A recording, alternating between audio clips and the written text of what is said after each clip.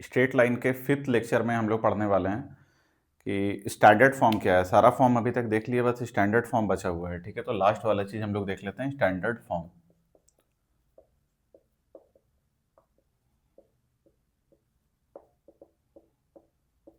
ठीक है, standard form होता क्या है? तो अगर कभी ऐसे लिखा हुआ रहे a x plus b Y plus C equal to zero, ये क्या है? Standard form. स्टैंडर्ड फॉर्म से बहुत सारा चीज हम लोग शॉर्टकट में निकाल सकते हैं। देखो, जो भी बोले वो हम लोग फाइंड कर सकते हैं, लेकिन अगर कभी कोई भी स्ट्रेट लाइन का इक्वेशन अगर इस फॉर्म में दिया हुआ है तो देखो कितना सारा चीज हम लोग डायरेक्ट निकाल सकते हैं। सबसे पहला, फर्स्ट, ठीक है, अगर यहाँ पे स्लोप बोला जाए हम लोग, स्लोप, तो उस केस में यहाँ पे क्या होता है? Negative of coefficient of x by coefficient of y, मतलब minus of coefficient of x by coefficient of y. तो कोफिशिएंट ऑफ एक्स यहाँ पे क्या है? ए है, तो यहाँ पे क्या होगा? माइनस ए, और उधर क्या हो जाएगा? बी। इस केस में हो जाएगा माइनस ए बाय बी। सेकेंड, अगर हम लोगों से बोला जाए एक्स इंटरसेप्ट, ठीक है, तो एक्स इंटरसेप्ट निकालते टाइम तुम लोगों को क्या करना है कि y equal to zero put कर देना है। तो इस इक्वेशन में y equal to zero put कर दो, तो ये तो पूरा चला गया, ये चला गया, तो क्या बचा? A x plus C equal to zero. क्या बचा यहाँ पे? A x plus C equal to zero, और यहाँ से x कितना आया? Minus c by a. यही तुम्हारा x इंटरसेप्ट है। तो x इंटरसेप्ट निकालना हो तो y को जीरो पुट कर दो। फिर अगर y इंटरसेप्ट निकालना हो, ठीक है, तो x equal to zero put कर दो। तो अगर यहाँ x equal to zero put किया तो क्या आया? B Y plus C equal to zero, और यहाँ से y आया माइनस सी बाय बी। यही आ गया। तो कोई भी इक्वेशन अगर ऐसा दिया हो तो हम लोग उससे डायरेक्ट कंक्लूजन निकाल सकते हैं। देखते साथ हम लोग बता पाएंगे कि स्लोप एक्स इंटरसेप्ट या वाई इंटरसेप्ट वहाँ पे क्या है। ठीक है, तो यही था स्टैंडर्ड फॉर्म। अब हम लोग और दो इंपॉर्टेंट चीज़ अभी पढ़ने वाले हैं।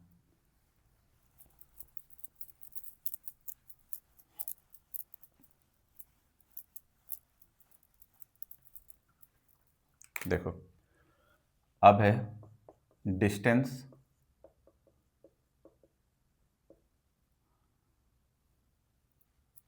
या तो इसके पहले एक चीज़ और पढ़ते हैं, एंगल बिटवीन टू लाइंस।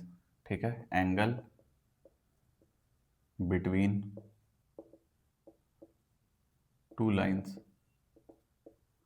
दो लाइन के बीच के एंगल के बारे में हम लोग पढ़ने वाले हैं।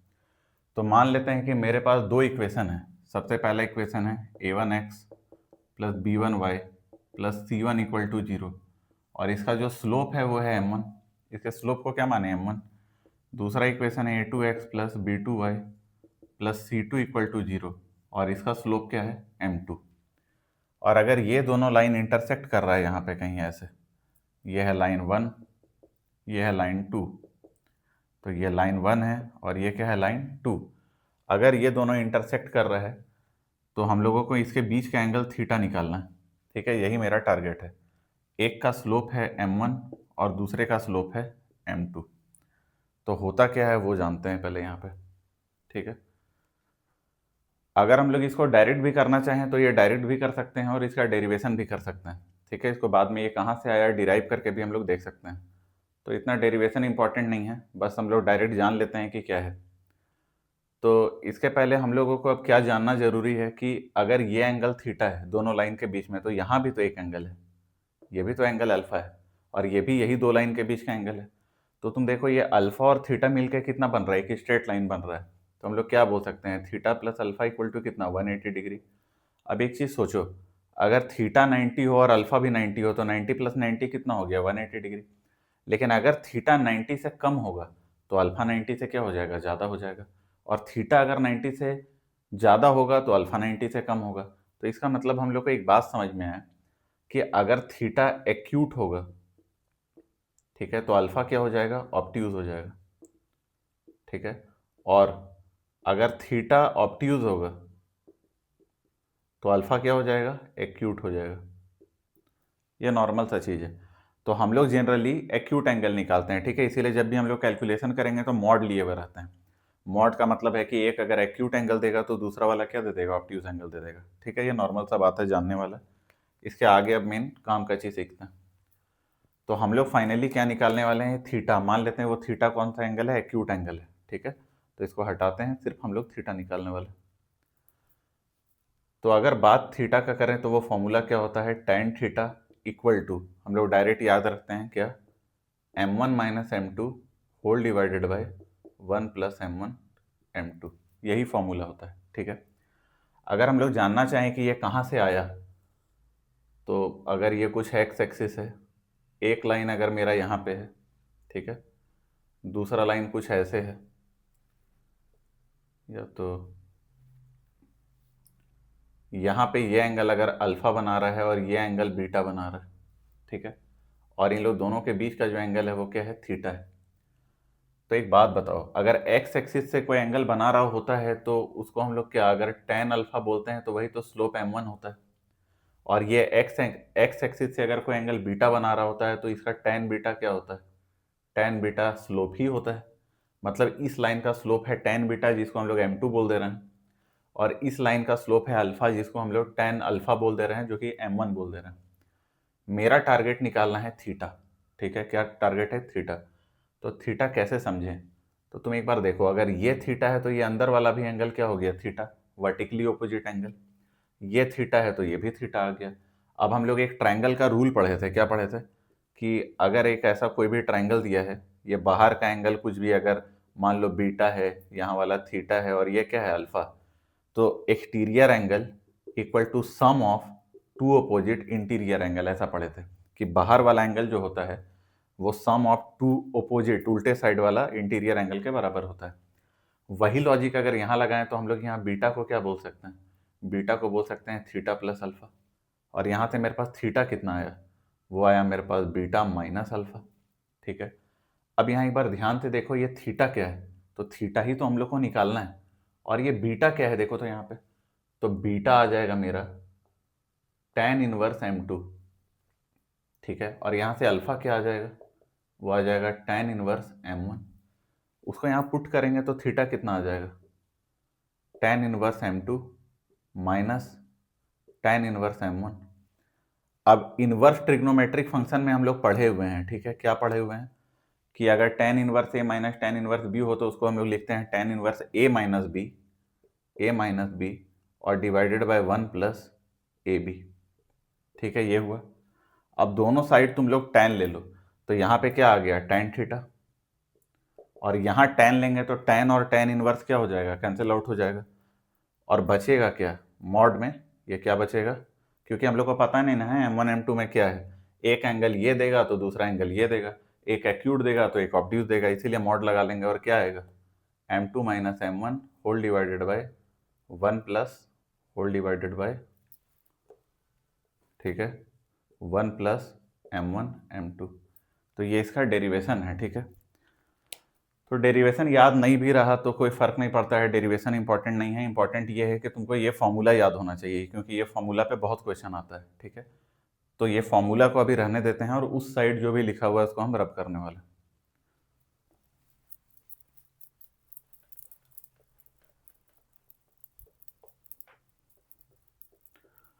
तो जब मेरे पास ये फॉर्मूला आया तो अब दो केस आएगा यहाँ पे, ठीक है। एक आएगा केस वन, केस वन ये है ना कि जब दोनों लाइन पैरेलल हो जाए, if line one is parallel to line two, अगर दोनों लाइन पैरेलल हो गया तो क्या होगा, एक का स्लोप m1 है, दूसरे का स्लोप क्या है, m2 है, ठीक है। पैरेलल हो गया तो दोनों के बीच का एंगल क्या हो गया, कोई एंगल ही नहीं है, 0 डिग्री है, तो थीटा कितना हो गया, 0 डिग्री। अब तुम 0 बोलो 180 डिग्री बोलो, यहाँ वेक्टर थोड़ी पढ़ रहे हैं कि एक लाइन ऐसे जा रहा है एक ऐसे जा रहा है तो 180 हो गया, दोनों सेम साइड में जा रहा है तो 0 डिग्री हो गया। सिंपल सा बात है, 0 डिग्री बोलो या 180 डिग्री बोलो, जो भी है, ठीक है। तो अगर थीटा को 0 डिग्री हम लोग यहाँ पे पुट कर देंगे तो क्या आएगा, तो यहाँ आएगा tan 0 degree equal to m1 minus m2 whole divided by 1 plus m1 m2। tan 0 क्या होता है, 0, तो इक्वल टू 0। अब डिनोमिनेटर वाला उधर जाके क्या हो गया, 0। जब डिनोमिनेटर वाला उधर जाके 0 हो गया तो m1 माइनस m2 क्या आ गया, 0। मॉड को ओपन करेंगे तो m1 इक्वल टू क्या आ गया, m2। तो हम लोग को ये कॉन्सेप्ट पता चला कि जब लाइन पैरेलल होता है तो दोनों का स्लोप क्या होता है, सेम। तो हम लोग क्या बोलेंगे, पैरेलल लाइंस, यहाँ नोट करके हम लोग लिख सकते हैं parallel lines have same slope. Parallel line का स्लोप क्या होता है, सेम होता है। तो जैसे हम लोग पैरेलल लाइन केस 1 में देखे, अब हम लोग केस 2 देखने वाले हैं, ठीक है।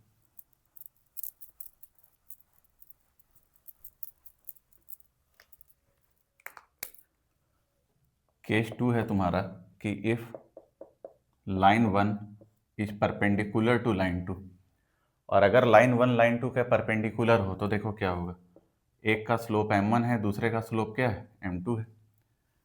ये लाइन 1 है तो ये लाइन 2 है। अब इन लोग दोनों के बीच का एंगल कितना है, 90 डिग्री है। और अगर इन लोग दोनों के बीच का एंगल 90 डिग्री है तो थीटा कितना हो गया, 90 डिग्री। फॉर्मूला लिखो, फॉर्मूला क्या है, m1 minus m2 1 plus m1 m2। अब कोई बोलेगा कि सर यहाँ पे m1 माइनस m2 किए, जब डिराइव कर रहे थे तो m2 माइनस m1 कर दिए थे। अरे कोई भी लाइन का स्लोप है, उससे क्या फर्क पड़ता है, यहाँ पे मॉड है, मॉड है तो दोनों आंसर आएगा, ठीक ना। उससे कोई फर्क नहीं पड़ता है तुम किसको पहले और किसको बाद में ले रहे हो। यहाँ पे क्या हो गया, tan 90, और tan 90 होता है अनडिफाइंड। अनडिफाइंड का मतलब क्या होता है, 1/0। अगर 1/0 हुआ तो नीचे वाला ऊपर से मल्टीप्लाई हुआ, ऊपर वाला नीचे से मल्टीप्लाई हुआ, तो ऊपर वाला अगर नीचे से मल्टीप्लाई होगा तो 0 हो जाएगा, नीचे वाला अगर 1 से मल्टीप्लाई होगा तो वही रह जाएगा। तो 1 plus m1 m2 equal to कितना हो जाएगा, 0। मॉड हटाओ तो m1 इंटू m2 कितना आ जाएगा, -1। तो ये भी याद रखना है कि लाइन अगर परपेंडिकुलर हो तो प्रोडक्ट ऑफ स्लोप क्या होता है, -1। तो इसको हम लोग लिख लेते हैं नोट करके इसको भी, क्या कि if lines are perpendicular then product of slopes equal to -1। मतलब दोनों के स्लोप का प्रोडक्ट क्या होगा, -1, ठीक है। ये दो इंपॉर्टेंट रिजल्ट है जो हम लोगों को याद रखना है आगे जाके। इससे रिलेटेड 2-3 क्वेश्चन देखते हैं पहले।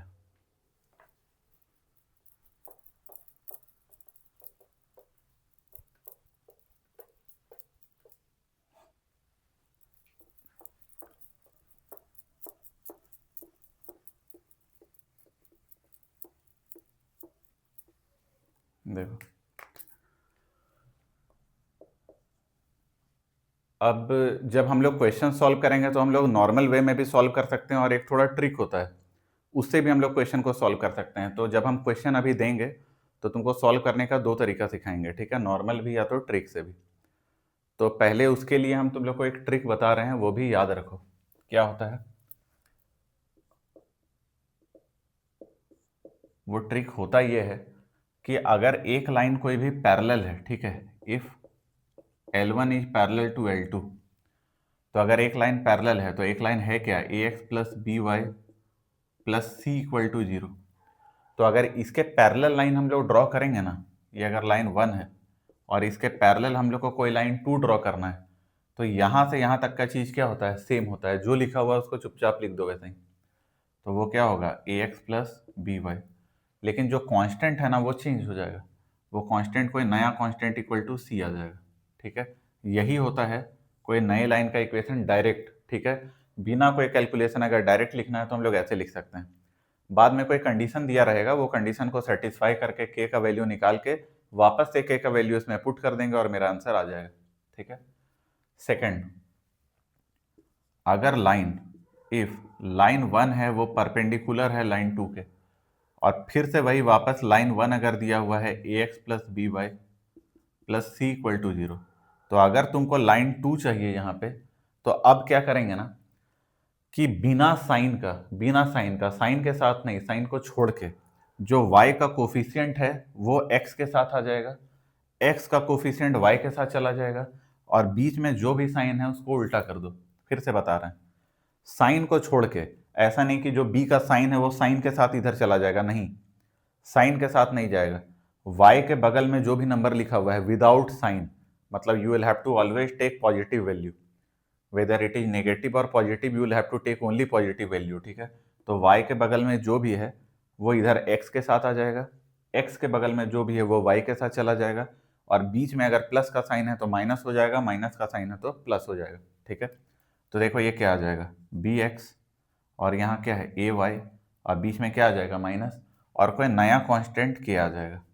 ठीक है, अगर तुम ऐसे करोगे तो थोड़ा जल्दी क्वेश्चन सॉल्व होने लगेगा। शुरू में तुमको लगेगा कि लेंदी है, लेकिन एक बार सीख जाओगे ना तो विदाउट पेन पेपर भी तुम इसको सॉल्व करके एक बार में टिक कर सकते हो। ठीक है, तो यही है ट्रिक।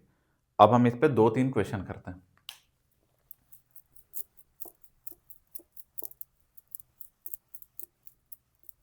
देखो क्वेश्चन 1, फाइंड, ठीक है, find the equation of a line, ठीक है, which is parallel to x plus 2y plus 3 equal to 0 and passing through the point P 1,1। ऐसा लाइन जो इसके पैरेलल हो और 1,1 से पास कर रहा हो। ठीक है, तो और इसको सॉल्व करते हैं। सॉल्यूशन, अब है मेथड 1। मेथड 1 में एकदम जो कॉन्सेप्चुअल मेथड है, जो कोई भी बच्चा सबसे पहले सीखता है और समझता है, वो वही चीज़ है। तो चलो देखते हैं। तो सबसे पहले बोला कि एक लाइन है, ये वो लाइन का इक्वेशन दिया हुआ है। क्या दिया हुआ है? x plus 2y plus 3 equal to 0। ठीक है, बोल रहा है ये तो दिया हुआ है, लेकिन इसके पैरेलल एक लाइन है।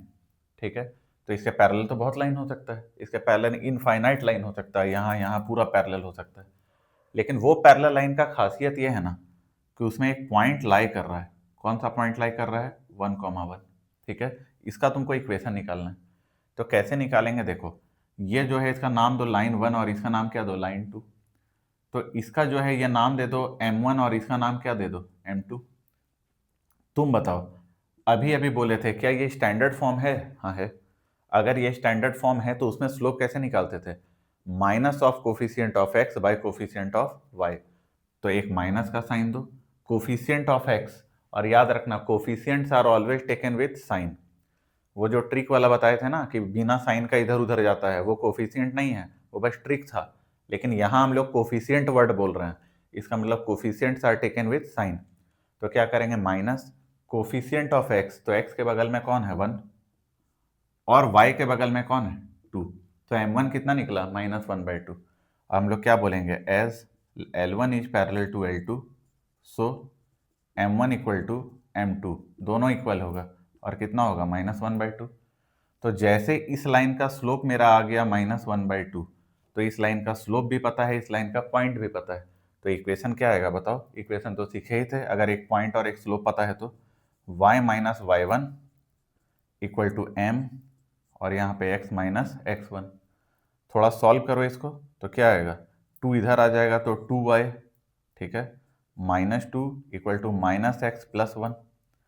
थोड़ा और सॉल्व करो इसको, तो इधर ले आओ तो x प्लस 2y, ठीक है, x प्लस 2y, और वो उधर चला गया तो कितना हो गया? 3। यही तुम्हारा इक्वेशन। ठीक है, और अगर इसी को हम लोग मेथड 2 से देखना चाहें तो देखो क्या होगा। मेथड 2, एक लाइन दिया हुआ है, जो कि लाइन कौन है? x plus 2y plus 3 equal to 0 है। एक दूसरा लाइन लिए हम लोग, ये कौन है? लाइन 1। ये कौन सा है? लाइन 2। और लाइन 2 क्या बोल रहा है? कि इसके पैरेलल है। तो जो ट्रिक वाला तरीका था, ट्रिक से क्या बोले थे कि ये जो पहला दो चीज है वो सेम रहेगा।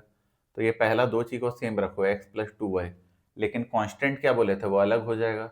चलो कांस्टेंट को अलग कर दिए, और बोल रहा है कि इस लाइन में एक पॉइंट है, कौन सा? 1,1 जो लाई कर रहा है। तो यही लाइन में ये पॉइंट लाई कर रहा है, तो उसको सेटिस्फाई तो जरूर करेगा। तो अगर सेटिस्फाई करेगा तो x के प्लेस में क्या पुट करेंगे? 1, y के प्लेस में 1, यहाँ k इक्वल टू 0। तो k कितना आ गया? -3। जैसे k -3 आया, वापस से यहाँ पुट कर दो, तो क्या आ गया? x plus 2y -3 equal to 0, या तो x plus 2y equal to 3। देखो दोनों इक्वेशन सेम आ गया ना। तो दोनों मेथड से मेरा क्या हुआ? सेम आंसर आया।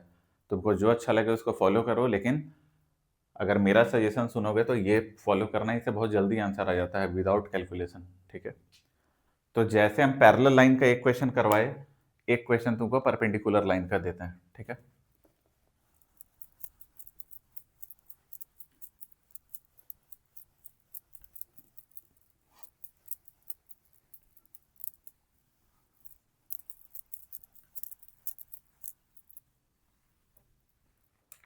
देखो अब क्वेश्चन 2 है कि find the equation of a line, ठीक है, perpendicular to x plus 2y minus 3 equal to क्या 0 एंड passes through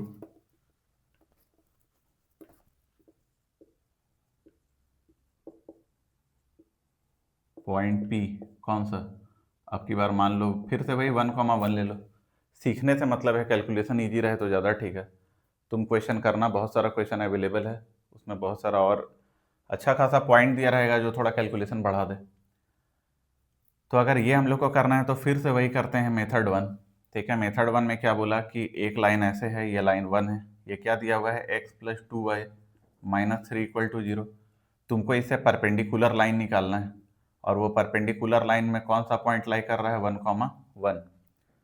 तो अगर तुम नॉर्मली करो तो बताओ इसका स्लोप क्या है m1, और वो क्या बताए थे minus of coefficient of x bye coefficient of y, और इसका स्लोप क्या था m2। और हम लोग बोल रहे थे कि as line 1 is perpendicular to line 2, तो m1 इंटू m2 कितना होगा -1। तो m1 कितना है -1/2, m2 कितना है m2 इक्वल टू कितना -1, तो m2 कितना आ गया 2, ठीक है, m2 आ गया 2। जैसे स्लोप आया तो इस लाइन का स्लोप भी पता चला हमको और इस लाइन का पॉइंट भी पता चला। तो इस लाइन का इक्वेशन क्या आएगा y minus 1 equal to minus नहीं आपके बार क्या है 2 है, यहाँ पे 2 और x माइनस 1, तो ये आया y minus 1 equal to 2x minus 2। सबको राइट साइड में लो, तो 2x माइनस y, ठीक है, और इसको उधर ले जाओ तो इक्वल टू कितना 1। ये था मेथड 1। अगर हम लोग इसी का मेथड 2 का बात करें तो देखो क्या है, ये फिर से लाइन है, ये कौन सा लाइन है 1, जो कि है x plus 2y minus 3 equal to 0।